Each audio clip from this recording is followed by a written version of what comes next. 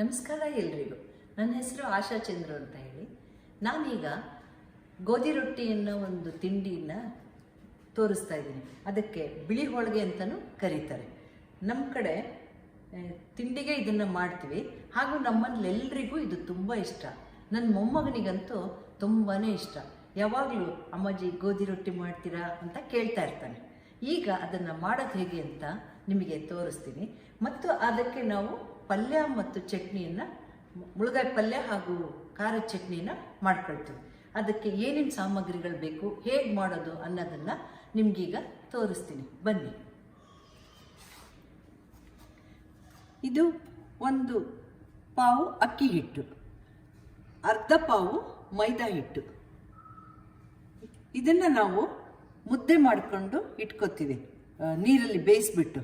ಹಾಗೂ ಇದನ್ನು ಕಲಿಸ್ಕೊಂಡ್ಬಿಟ್ಟು ಕಣಕ ಮಾಡಿ ರೆಡಿ ಇಟ್ಕೋಬೇಕು. ಮೊದಲಿಗೆ ನಾವು ಮೈದಾ ಹಿಟ್ಟಿನ ಕಣಕನ ರೆಡಿ ಮಾಡ್ಕೋಬೇಕು. ಆಮೇಲೆ ಪಲ್ಯಗಳಿಗೆ ನಾವು ಎಲ್ಲ ತರಕಾರಿನ ಹೆಚ್ಚಿ ರೆಡಿ ಮಾಡಿ ಇಟ್ಕೊಂಡಿದ್ದೀವಿ. ಮುಳುಗಾಯಿ ಹಾಗೂ ಆಲೂಗಡ್ಡೆ, ಟೊಮೆಟೊ ಹಾಗೂ ಕರಿಬೇವು, ನೀರುಳ್ಳಿ, ಹಸಿಮೆಣಸಿನಕಾಯಿ ಹಾಗೂ ಸಾಂಬಾರ್ ಪುಡಿ, ಹುರಿಗಡಲೆ ಪುಡಿ, ಇದಿಷ್ಟನ್ನು ಒಗ್ಗರಣೆ, ಸಾಸಿವೆ ಜೀರಿಗೆ ಹಾಕಿಬಿಟ್ಟು ಒಗ್ಗರಣೆ ಹಾಕಿ ಪಲ್ಯ ಮಾಡೋದು. ಅದನ್ನು ಹೇಗೆ ಅಂತ ನಾನು ನಿಮಗೆ ತೋರಿಸ್ತೀನಿ. ಮತ್ತು ಖಾರ ಚಟ್ನಿಗೆ ಬೇಕಾದಂಥ ಸಾಮಗ್ರಿಗಳು: ಬ್ಯಾಡಗಿದ್ದು ಒಣಮೆಣಸಿನ್ಕಾಯಿ, ಬೆಲ್ಲ, ಹುಣಸೆಹಣ್ಣು, ಬೆಳ್ಳುಳ್ಳಿ, ಹಸಿ ನೀರುಳ್ಳಿ ಹಾಗೂ ಹಸಿ ಕೊತ್ತಂಬರಿ ಸೊಪ್ಪು ಎಲ್ಲದನ್ನು ಹಸಿಯಾಗಿ ರುಬ್ಕೊಂಡ್ಬಿಟ್ಟು ಚಟ್ನಿ ಮಾಡ್ಕೊಳ್ತೀವಿ. ರುಚಿಗೆ ತಕ್ಕಷ್ಟು ಉಪ್ಪು. ಹಾಗೂ ಇದಕ್ಕೆ ಮಾವಿನಹಣ್ಣಿನ ಸೀಕರಣೆ ಅಥವಾ ಬಾಳೆಹಣ್ಣಿನ ಸೀಕರಣೆನೂ ಕೂಡ ಆ ಸೀಸನ್ನಲ್ಲಿ ಮಾಡ್ಕೊಳ್ತಾರೆ. ಅದನ್ನು ನಾನೀಗ ನಿಮಗೆ ತಿಳಿಸಿ ಹೇಳ್ತಿದ್ದೀನಿ ಅಷ್ಟೇ. ಈಗ ನೋಡೋಣ ಬನ್ನಿ. ಈಗ ಮೈದಾ ಹಿಟ್ಟಿಂದ ಕಣಕ ಮಾಡ್ಕೊಳ್ಳೋದನ್ನು ತೋರಿಸ್ತೀನಿ.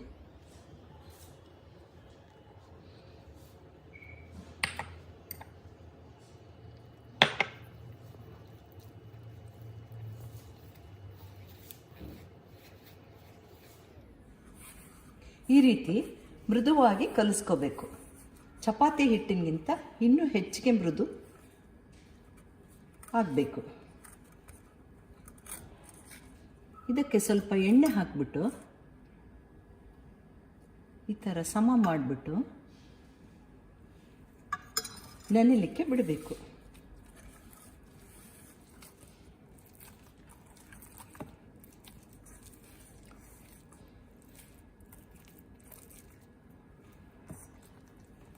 ಇದನ್ನು ನಾವು ಮುಚ್ಚಿಟ್ಬಿಟ್ರೆ ಸ್ವಲ್ಪ ಒಂದು ಅರ್ಧ ಗಂಟೆ ನೆನೆದ್ರೆ ತುಂಬ ಚೆನ್ನಾಗಿರುತ್ತೆ.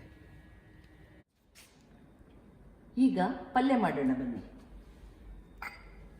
4 ಟೇಬಲ್ ಸ್ಪೂನ್ ಎಣ್ಣೆ ಹಾಕೋಣ.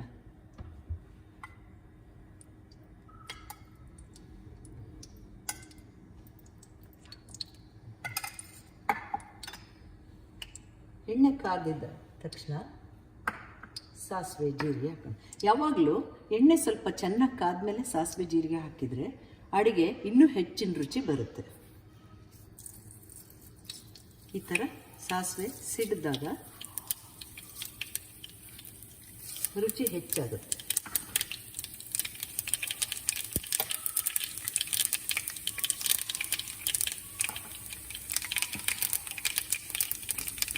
ನಂತರ ಕರಿಬೇವು, ಹಸಿಮೆಣಸಿನಕಾಯಿ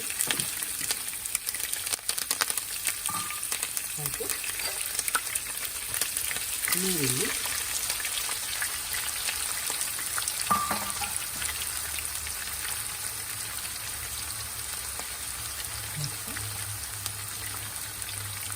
ಸ್ವಲ್ಪ ಕೈ ಹಾಕ್ತಿದ್ದೇನೆ.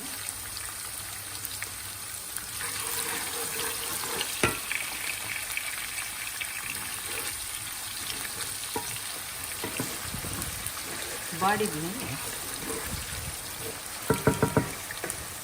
ಸ್ವಲ್ಪ ಆಲೂಗಡ್ಡೆ ಬಾಡಿದ ಮೇಲೆ ಟೊಮೆಟೊ ಮುಳುಗಾಯಿ ಹಾಕೋಣ. ಯಾಕಂದರೆ ಮುಳುಗಾಯಿ ತುಂಬ ಬೇಗ ಬೇಯೋದ್ರಿಂದ ಕರಗೋಗ್ಬಿಡುತ್ತೆ.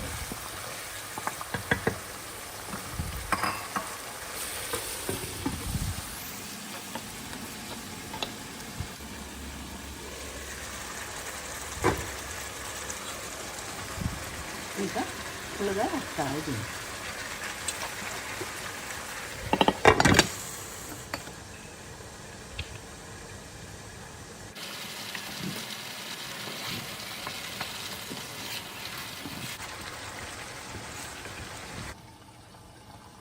ಸ್ವಲ್ಪ ನೀರುಳ್ಳಿ ಟೊಮೆಟೊ ಕಂದಿದ ಮೇಲೆ ಆಲೂಗಡ್ಡೆ ಹಾಗೂ ಹುಳಗಳನ್ನು ಹಾಕಬೇಕು.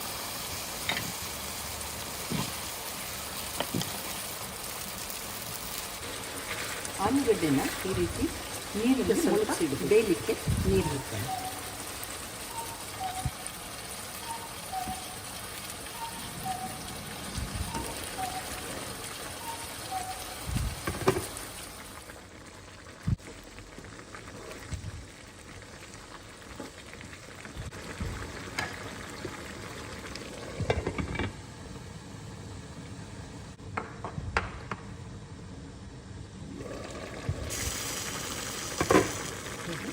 ರುಚಿಗೆ ತಕ್ಕಷ್ಟು ಉಪ್ಪು ಹಾಕೋಣ.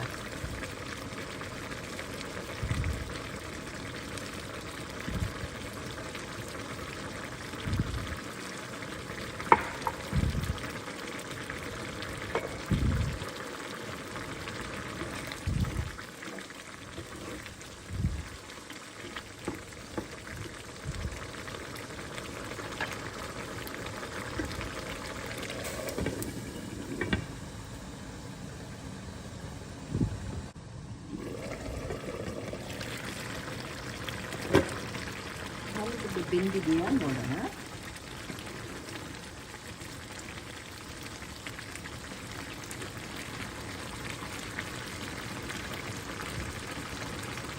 ಸ್ವಲ್ಪ ಬೇಯಿಸಬೇಕು.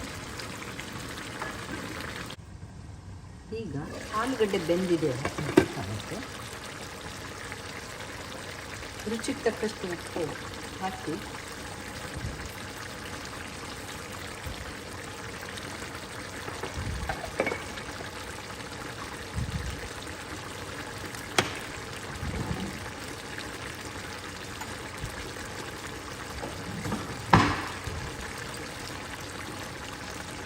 ಸಾಂಬಾರು ಪುಡಿ.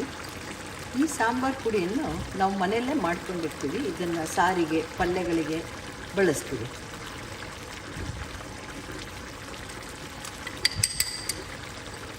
ಹಾಗೂ ಪಲ್ಯಗಳಿಗೆ ಮಾತ್ರ ನಾವು ಈ ರೀತಿ ಹುರುಗಡ್ಲೆ ಪುಡಿನ ಹಾಕ್ತೀವಿ ಕೆಲವು ಪಲ್ಯಗಳಿಗೆ.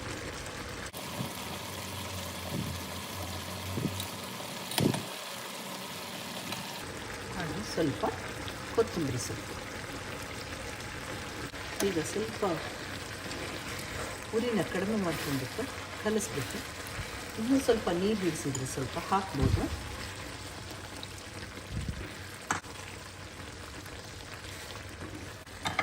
ಪಲ್ಯ ತಯಾರಾಗಿದೆ. ಸ್ಟವ್ ಆಫ್ ಮಾಡಿಬಿಟ್ರೆ ಅದೇ ಬಿಸಿಗೆ ಪಲ್ಯ ಪೂರ್ಣ ಆಗುತ್ತೆ. ಈಗ ನಾವು ಖಾರದ ಚಟ್ನಿ ರೆಡಿ ಮಾಡ್ಕೊಳ್ಳೋಣ ಬನ್ನಿ. ಈಗ ಚಟ್ನಿ ಮಾಡೋಣ. ಮೊದಲಿಗೆ ಬ್ಯಾಡಗಿ ಮೆಣಸಿನ್ಕಾಯಿನ ಸ್ವಲ್ಪ ಪುಡಿ ಮಾಡ್ಕೊಳ್ಳೋಣ.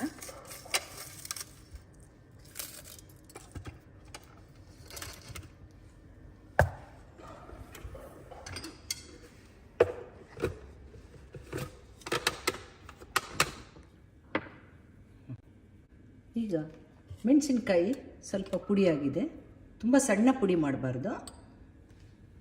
ಈಗ ನೀರುಳ್ಳಿ ಹಸಿದು,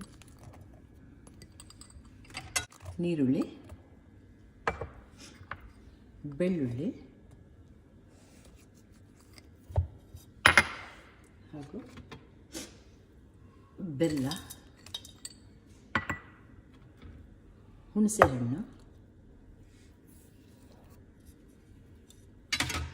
ಹಾಗೂ ಕೊತ್ತಂಬರಿ, ಕರಿಬೇವಿನ ಸೊಪ್ಪು. ಕೊತ್ತಂಬರಿನೇ ಹೆಚ್ಚಿಗೆ ಇದೆ, ಕರಿಬೇವು ಸ್ವಲ್ಪ ಹಾಕಬೇಕು. ಇದೆಲ್ಲದನ್ನು ಈಗ ಗ್ರೈಂಡ್ ಮಾಡಿಬಿಟ್ಟು ಚಟ್ನಿ ಮಾಡಿ ತೆಗಿತೀವಿ. ಚಟ್ನಿ ತಯಾರಾಗಿದೆ. ಕನ್ಸಿಸ್ಟೆನ್ಸಿ ಇದೇ ರೀತಿ ಇರಲಿ. ಸ್ವಲ್ಪ ತರಿ ತರಿನೇ ಇದ್ದರೆ ತುಂಬ ರುಚಿ ಇರುತ್ತೆ ರೊಟ್ಟಿಗೆ ಹಚ್ಕೊಂಡು ತಿನ್ನುವಾಗ. ಈಗ ಅಕ್ಕಿ ಹಿಟ್ಟಿನ ಮುದ್ದೆ ಮಾಡ್ಕೊಳ್ಳೋದನ್ನು ನೋಡೋಣ. ಒಂದು ಲೋಟ ಅಕ್ಕಿ ಹಿಟ್ಟಿಗೆ 1/4 ಲೋಟ ನೀರು ಬೇಕು. ಅದರಲ್ಲಿ ಸ್ವಲ್ಪ ನೀರನ್ನು ನಾವು ಸ್ವಲ್ಪ ಹಿಟ್ಟು ಕಲಿಸ್ಕೊಳ್ಳೋಕ್ಕೆ ತಗೊಂಡು ಇನ್ನು 1.5 ಲೋಟ ನೀರನ್ನು ಬಿಸಿ ಮಾಡಲಿಕ್ಕೆ ಇಟ್ಬಿಟ್ಟು ಆ ಬಿಸಿ ಮಾಡ್ತಾ ಇರೋ ನೀರಿಗೆ ಈ ರೀತಿ ಸ್ವಲ್ಪ ಹಿಟ್ಟು ಕಲಿಸ್ಬಿಟ್ಟು ನೀರು ಕುದಿ ಬಂದಾಗ ಈ ಹಿಟ್ಟನ್ನು ಹಾಕಬೇಕು.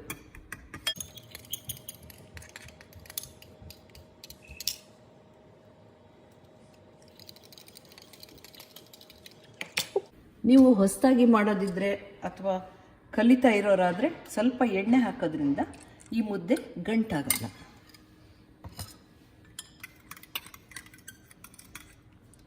ಈ ರೀತಿ ಹಿಟ್ಟನ್ನು ಇದಕ್ಕೆ ಹಾಕ್ಬಿಟ್ಟು ಕಲಸಿ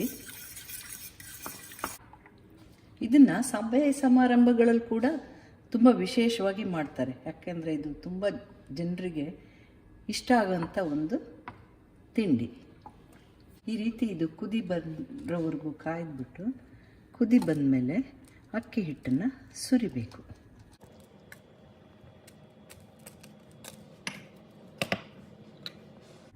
ಸ್ವಲ್ಪ ಬೇಯಲಿಕ್ಕೆ ಸಮಯ ಆಗುತ್ತೆ. ಪೂರ್ತಿ ಮುಚ್ಚಬಾರ್ದು, ಉಕ್ಕಿಬಿಡುತ್ತೆ.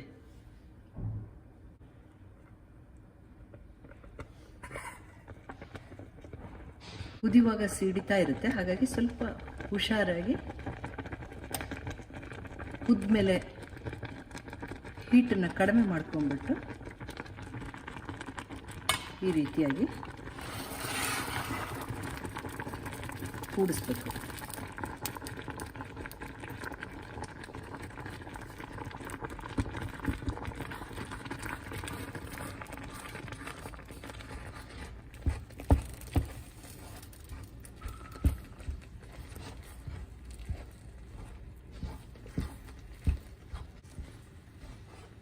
ಸ್ವಲ್ಪ ಉರಿಯನ್ನು ಕಡಿಮೆ ಮಾಡ್ಕೋಬೇಕು, ಇಲ್ಲಾಂದರೆ ಆಫ್ ಮಾಡ್ಕೊಂಬಿಟ್ಟು, ಕರೆಂಟಿನ ಸ್ಟವ್ ಆದರೆ ಆಫ್ ಮಾಡ್ಕೊಂಬಿಟ್ಟು ಈ ರೀತಿ ಚೆನ್ನಾಗಿ ಮಿಕ್ಸ್ ಮಾಡಿಬಿಟ್ಟು ಮುಚ್ಚಿಡಬೇಕು.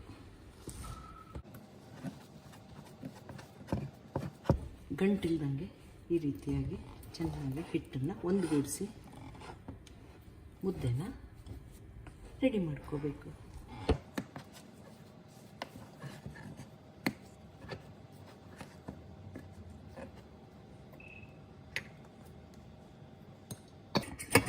ಆಫ್ ಮಾಡಿ ಸ್ಟವ್ ಮೇಲೆ ಬಿಟ್ಟರೆ ಅದು ಹಾಗೆ ಬೆಂದ್ಕೊಂಡಿರುತ್ತೆ. ಈಗ ಪಲ್ಯ ಚಟ್ನಿ ಎರಡೂ ರೆಡಿಯಾಗಿದೆ. ಈಗ ರೊಟ್ಟಿ ಅಕ್ಕಿ ಮುದ್ದೆಯನ್ನು ಚೆನ್ನಾಗಿ ನಾದ್ಕೊಂಡ್ಬಿಟ್ಟು ಈ ರೀತಿ ಉಂಡೆ ಮಾಡಿ ಇಟ್ಕೊಂಡಿರಬೇಕು. ಇದಕ್ಕೆ ಮೈದಾ ಹಿಟ್ಟನ್ನು ತುಂಬಿಟ್ಟು, ಹೋಳಿಗೆ ಮಾಡೋಕ್ಕೆ ತುಂಬ್ತೀವಲ್ಲ ಅದೇ ಥರ ಮೈದಾ ಹಿಟ್ಟನ್ನು ತುಂಬಿಟ್ಟು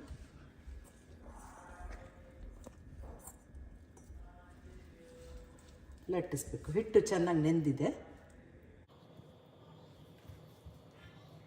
ಹಿಟ್ಟನ್ನು ಸ್ವಲ್ಪ ಕಡಿಮೆನೇ ತಗೋಬೇಕು.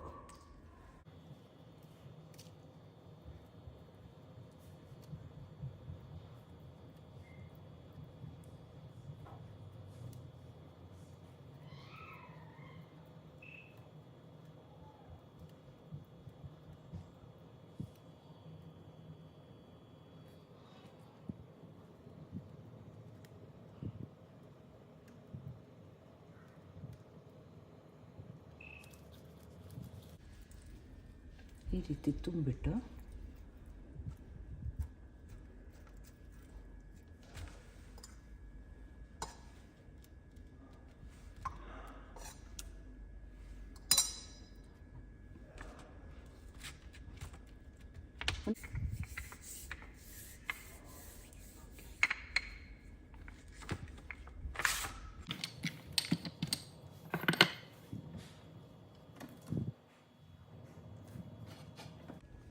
ಸ್ವಲ್ಪ ಹಂಚು ಚೆನ್ನಾಗಿ ಕಾಯಲಿ.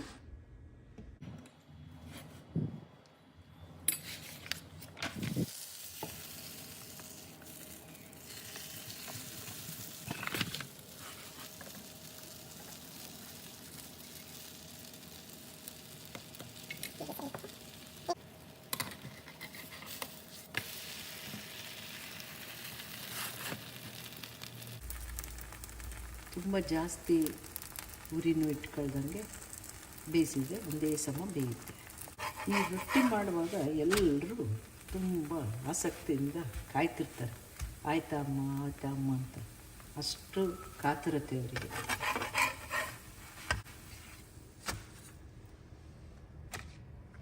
ಈಗ ರೊಟ್ಟಿ ರೆಡಿ ಆಯಿತು. ಈಗ ತುಂಬ ರುಚಿಯಾದ ಗೋಧಿ ರೊಟ್ಟಿ, ಮುಳುಗಾಯಿ ಪಲ್ಯ ಹಾಗೂ ಖಾರದ ಚಟ್ನಿ ಮತ್ತು ಬಾಳೆಹಣ್ಣಿನ ರಸಾಯನ ಎಲ್ಲ ರೆಡಿಯಾಗಿದೆ. ತಿನ್ನೋಣ ಬನ್ನಿ.